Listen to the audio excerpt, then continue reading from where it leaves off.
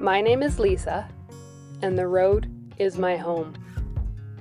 After a winter of van life in California, I've rolled back into my home province of Saskatchewan, where the skies feel alive, the trails are familiar, and I start to settle into a rhythm again. Of course, not everything is going smoothly. Immediately, I was just hit with the smell of smoke. Plans are shifting, and a few unexpected turns have made it harder to find my bearings. Still, I'm here. I'm grateful, I'm grounded, and reminded that even in a season of uncertainty, there's always something worth showing up for.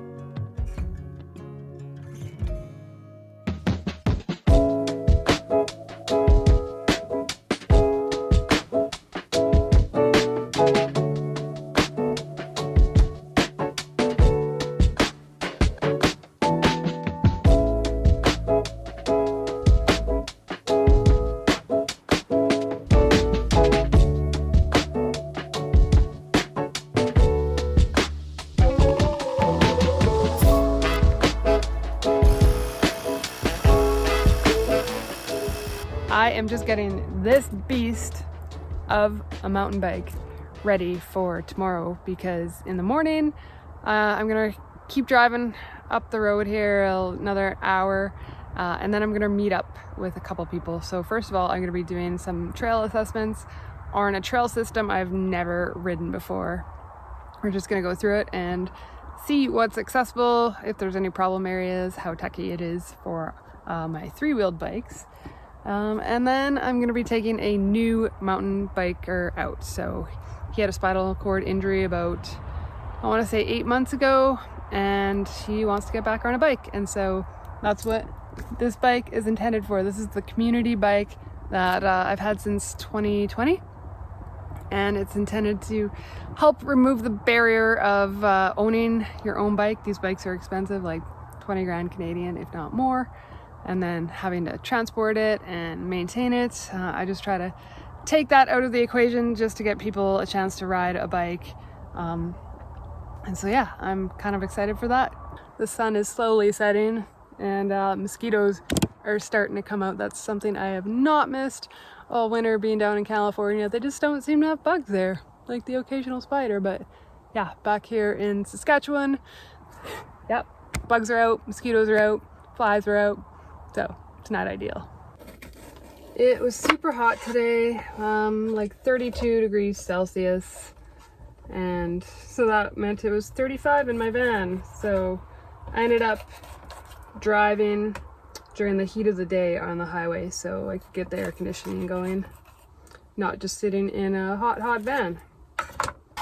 With this heat, I really haven't had a big appetite, so I don't think I ate much today, and all of a sudden it just hit me. It's like, yeah, I'm hungry because it is after 7 o'clock tonight. And so I want to quickly get this meal made and eat and relax.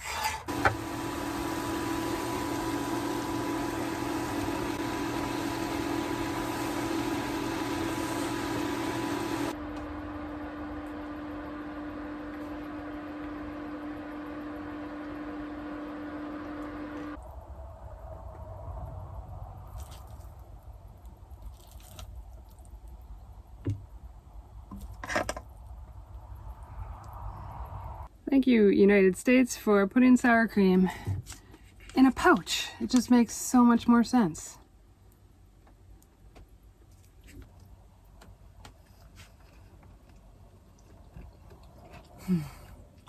Now that I'm fed and feeling a little more human, I thought I'd share what's been on my mind lately.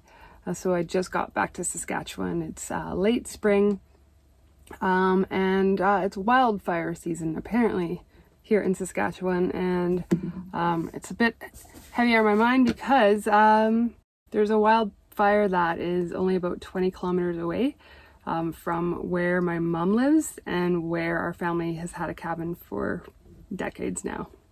Right now the fire is sitting at 500,000 acres, which it's all forest mainly. There's been some smaller communities, some like hunting and trapping lodges and cabins and campgrounds that have already burned to the ground in the last few weeks. And yeah, it's about 20 kilometers from our family's lake and where my mom lives. And my plan originally was to do this trail assessment and take this person biking and then go to our cabin because it's only 45 minutes away from where we'll be biking. But they've actually just today declared a state of emergency in the province of Saskatchewan, and they're asking people not to come unless like you really need to button things up at your property or something like that, just not to come visit. My mom has actually left already. She left yesterday. She already had plans before all of this kind of happened in the last few days. She was already planning to leave, and there is not an evacuation order on the lake yet. There's been a pre-evacuation order and a request for people to self-evacuate like prior to it becoming a real emergency where people need to leave. And so she grabbed a few things. She grabbed some photo albums, my dad's ashes, and I asked her to grab my Paralympic medals because she was keeping those safe for me. I don't carry them in the van. I only carry one of them, and so the rest were with her. And so the rest is just there, and we're hoping for the best. I don't want to be at the lake if it does become emergent and people are trying to evacuate. I don't want to be that person that doesn't need to be there and is causing more congestion and more chaos. There's actually 19 wildfires going in the province already. 9 are not contained, and like it's not even fully summer yet. It's really scary to think about what's happening and what could continue to happen throughout the summer. So I feel just really unknown on what to do. Anywhere kind of that is, has good access to camping is under a, severe fire hazard. And so I just don't really know what to do with myself right now. I'm trying to figure that out. I spent all day thinking of places I could go that, would be good to camp at and but aren't at risk to a fire hazard. So I still haven't figured out exactly what I'm going to do once I'm done with the trail assessments and riding. So I am happy that I will be really occupied over the next few days and not thinking a lot about the fire. And yeah, I'll have lots of distractions because I am alone in my van a lot of the time, and your thoughts can really get to you. So yeah, I'm grateful to have some busy days ahead of me. So with that, I think it's just time to like unwind and all right, well, I just shut off my camera and then I saw a car pull in here and a woman came out and she's very friendly and she just gave me a heads up. She said that technically I am allowed to stay here and it's technically Crown land, but she said that the RCMP might be here early in the morning knocking on doors and kicking people out. So yeah, so I'm not doing anything wrong. There's no signs that say I'm not allowed to stay here, but yeah, that's interesting to know. She was very friendly. She said she didn't have a problem with me being here, but she just wanted to give me a heads up. So yeah, we'll see. I do plan on being on the road by about 8. That was my plan, but now I might have to get out of here a little earlier. It has been a long, hot day, so it's time for me to head upstairs and get to bed.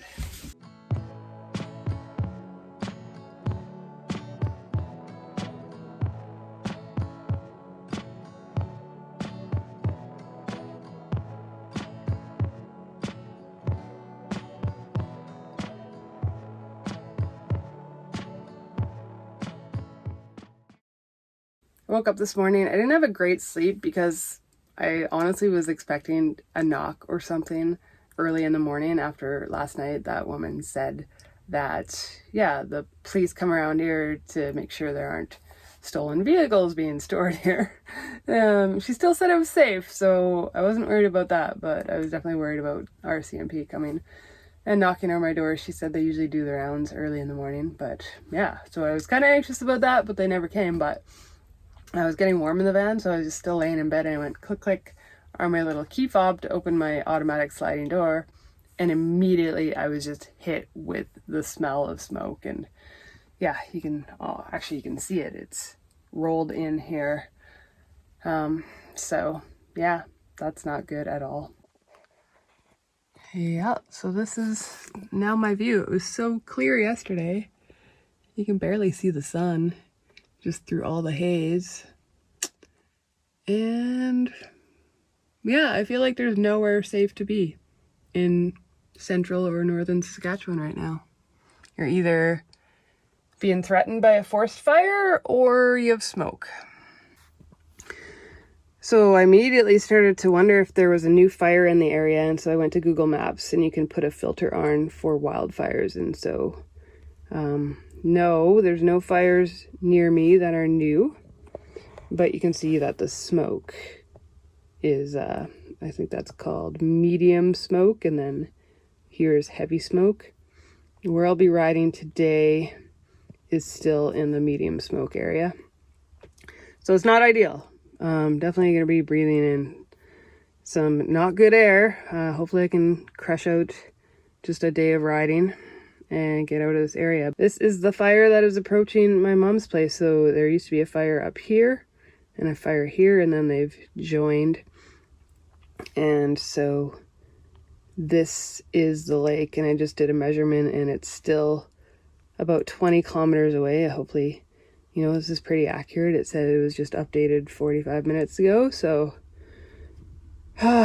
they've got the smoke now there too as well, the heavy smoke. So yeah, we can deal with smoke, but let's keep that fire at bay. And that apparently they are building a fire break.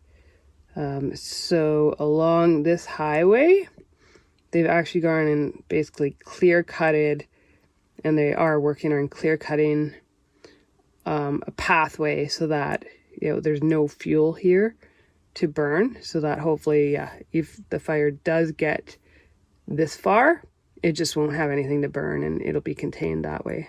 I gotta go really south to be able to get away from the smoke, which, yeah, might be an option. We'll see.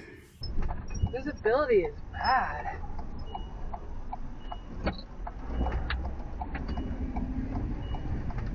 Continue on Saskatchewan 11 South for 7 kilometers.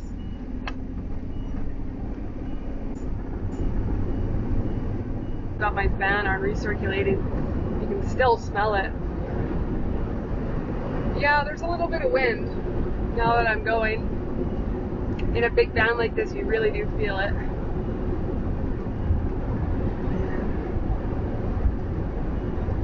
It feels so apocalyptic.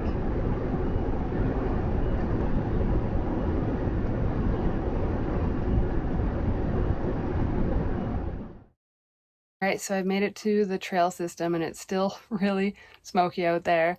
So in order to limit the exposure I have to that smoke, we're just going to combine a ride with Callum and the trail assessments all in one.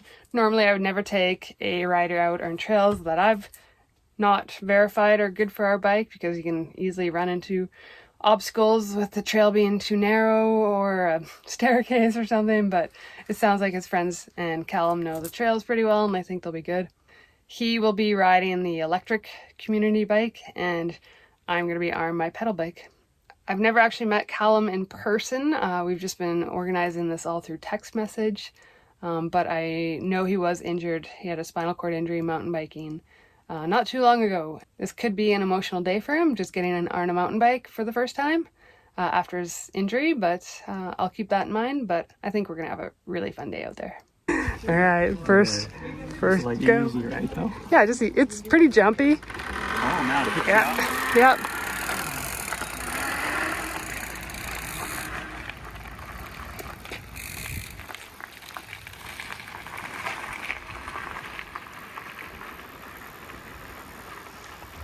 And he's off.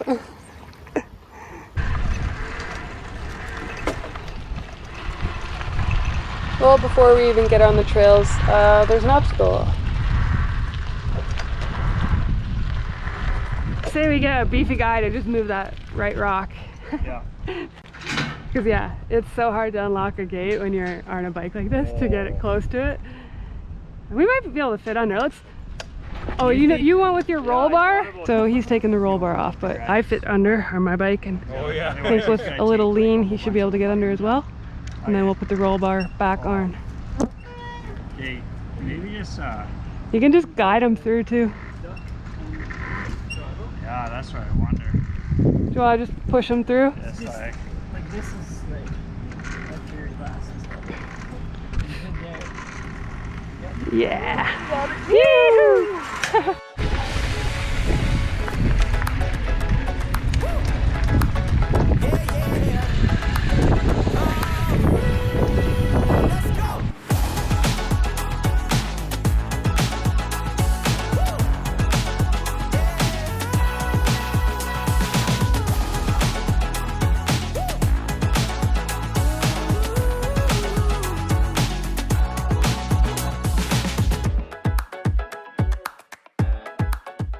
It's hard to put into words how special this feels.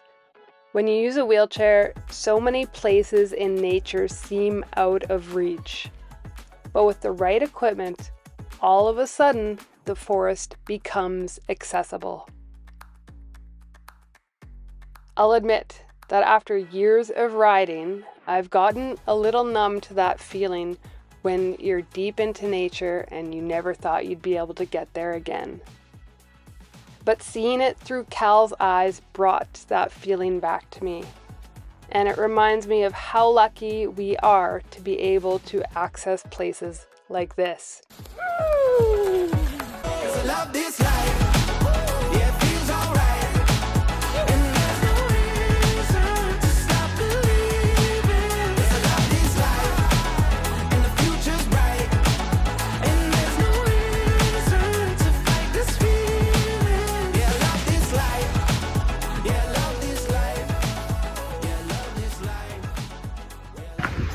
half a year ago, 6 months, I broke my back on a mountain bike. Would have never thought I'd be riding today. So thank you. Yeah. Oh yeah, you crushed it out there. It's awesome. You crushed it. You did so good. Oh, it feels so good to go fast. So Need good. for speed. Right on. Cheers to a great ride. Yeah. Cheers. Awesome. Salute. That was so fun. Oh my gosh. Like after a while we forgot all about the smoke and the bugs because we were just enjoying ourselves so much out there. I think Cal started out a little nervous, but you could see that just as the day went on, he kind of, probably got back to his old self and just enjoying being out on the trails that he used to ride so often. It also really made me reflect upon like my first exposure to mountain biking and how all of a sudden it opened up a whole new world, and I've kind of just gotten used to it. The fact that I can just go on trails and get deep into nature, with my van or with my bike. But for most people with mobility issues, that's not as easy. So I gotta thank Cal, just seeing the bike and the trails through his eyes really, made me appreciate everything I have with this lifestyle. Now I just have to find a spot to go. So I've been looking at the smoke map, and I actually have a friend who has a cabin only a few hours from here, and it seems to be one of the only places in the province that doesn't have smoke. So I'm gonna go park on their driveway for a couple of nights, or maybe find a spot in the forest once I've gotten the lay of the land there. But that's the plan for now, at least until the smoke goes away up at my mom's, and hopefully they get some rain and the fire is no longer really pressing and urgent. Well, it's been a while since I filmed. I've got some pretty good news that we had some rain, and then the fire that was threatening to get close to my mom's cabin has gone. It's now under control, and we are able to all get together at our cabin, and my mom's all moved back. I spent the last several weeks kind of moving around, trying to avoid the smoke, but it seems like it's just all over our province. There's still also lots of fires going in the north, so although our lake is out of imminent danger, lots of people are still facing evacuation notices and things like that, so that's pretty scary. So we just had the whole family at our cabin, and I'm off to a little camp spot not too far away. The sun's about to go down, so I want to get on the road soon.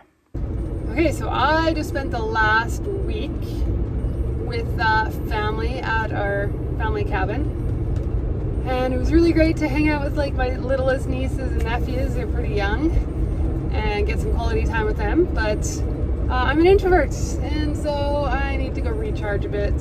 So I am headed out to this little free camp spot nearby. Yeah, I just left the cabin. I'm freshly showered.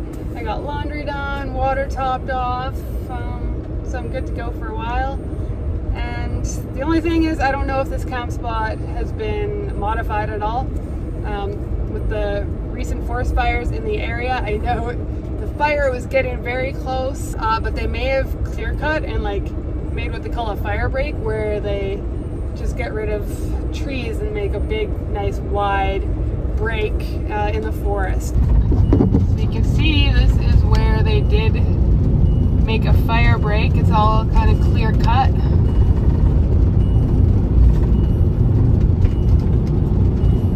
So along with the highway, there's a bit of a barrier, but the fire, you know, with the right winds could still really jump that. Alright, so I'm getting closer. We're almost there. One big pothole. Okay, my bike rack is good. And I think we're good. I think the spot looks exactly the same. It's actually, the trees have gotten a little bit bigger on this one side, so there's even more privacy, but yeah. No fire, no clear cutting. This beautiful spot is actually getting better because now the trees are getting even bigger on the one side. So yeah, I'm excited. Oh, somebody even has some firewood and the fire all laid up, but the fire ban is still on, so I won't be using that firewood. But yes, I'm a happy person right now. It is so quiet here, and the perfect spot to recharge, and I'm very, very grateful this spot is still here and wasn't affected by the fires. So I think I'm gonna end it here. Gonna go enjoy some peace and quiet. We'll catch you in the next video. Don't forget to keep it wheel. Yeah, So, did you fall yet? not yet. I mean, it will happen. Lisa, I'm gonna try not to fall. Fair enough. A few moments later. Oh, he's down. So I'm just at, oh god, I thought that was a bear. There's something in the trees over there. And the flies. Okay, where was I? What is going on with my hair? Woo. My bike rack did not like that big bump.